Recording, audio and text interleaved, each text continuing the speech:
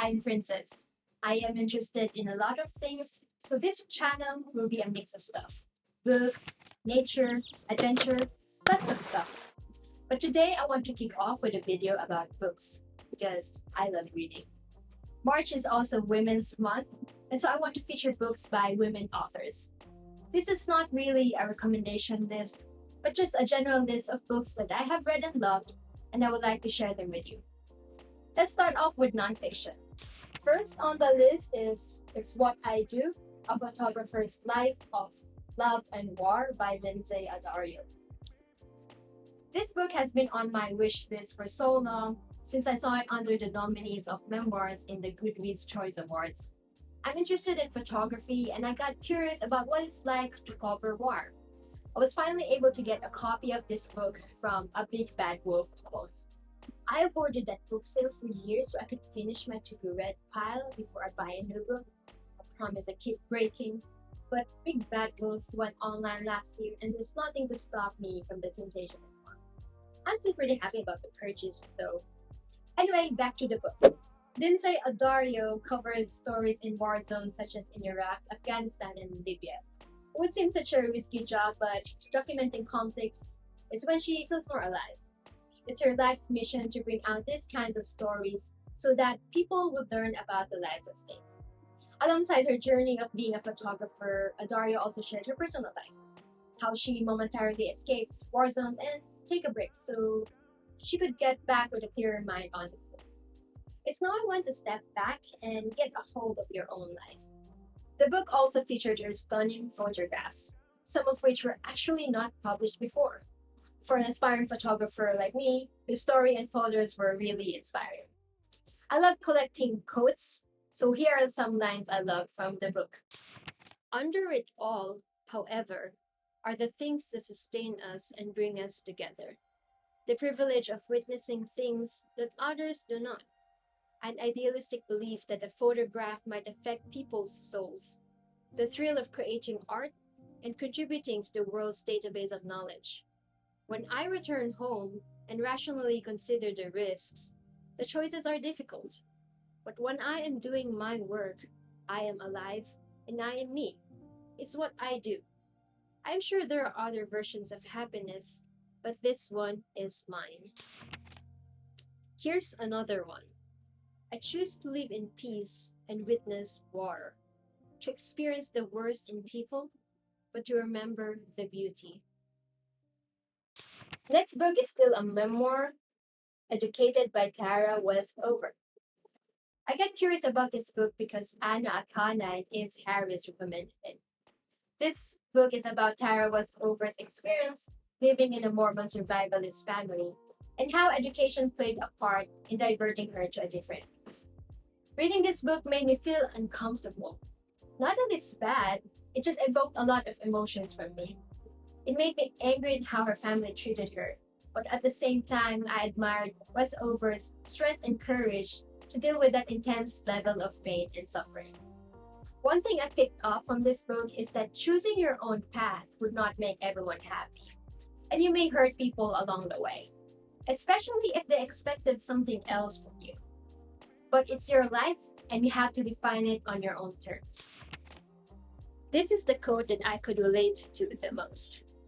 The thing about having a mental breakdown is that no matter how obvious it is that you're having one, it is somehow not obvious to you. I'm fine, you think. So what if I watched TV for 24 straight hours yesterday? I'm not falling apart. I'm just lazy. Why it's better to think yourself lazy than think yourself in distress? I'm not sure. But it was better. More than better. It was vital. For someone who's struggling with depression, this is very reassuring. Someone you just have to hold back to survive and to recover. The last memoir on this list, Wild by Cheryl Strayed. I watched the movie adaptation by Reese Witherspoon's production company before, and I loved it. It belongs to my movie list for dealing with grief. I remember crying when I first watched it. I think I also watched it during the time when I was also dealing with grief, so I could somehow relate to it. This has been on my to be read list for so long, but I haven't gotten a copy for myself. But last year, a friend gave this to me for my birthday. Book gifts are the best. Wild is Cheryl Strait's journey on the Pacific Crest Trail and her quest to put her life back together. Her life somehow fell apart after her mother died. This book is how she found herself by getting lost in the wilderness. Cheryl Strait didn't just make the book about her time in the PCT, but her personal journey in her life. These snippets of her life somehow mirror the ups and downs in the wilderness. I love the irony that bad things seem to have happened to her in her life, but along the trail, she was shown kindness by the strangers who she had met along the way. I am fond of reading these kinds of stories as it brings me hope in humanity. This book also made me want to try hiking a long trail, but probably not as long as a PCT. I do miss climbing mountains. Here's a quote that I love.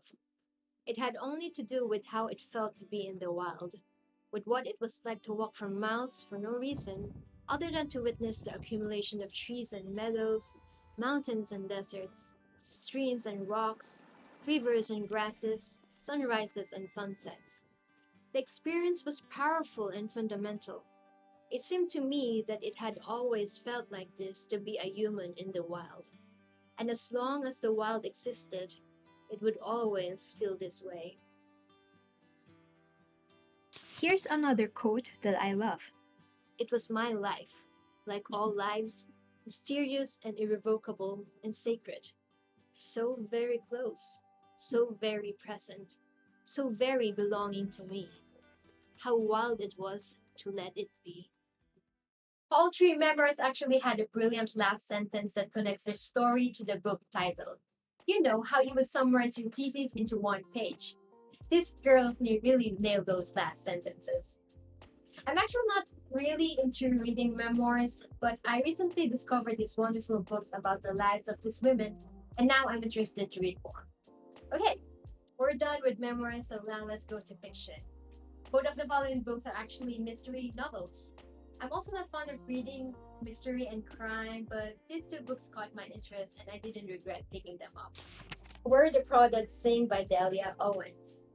This kept popping up in Fully Book's Instagram posts, and when I checked it out in Goodreads, I saw it had pretty good ratings, so I got curious. Where the Crawdads Sing is about a girl who was abandoned by her family in a marsh. Despite being left alone in an early age, Kaya grew up to be resourceful, and she learned to get by on her own. She explored the nature around the marsh, and she got very knowledgeable about it.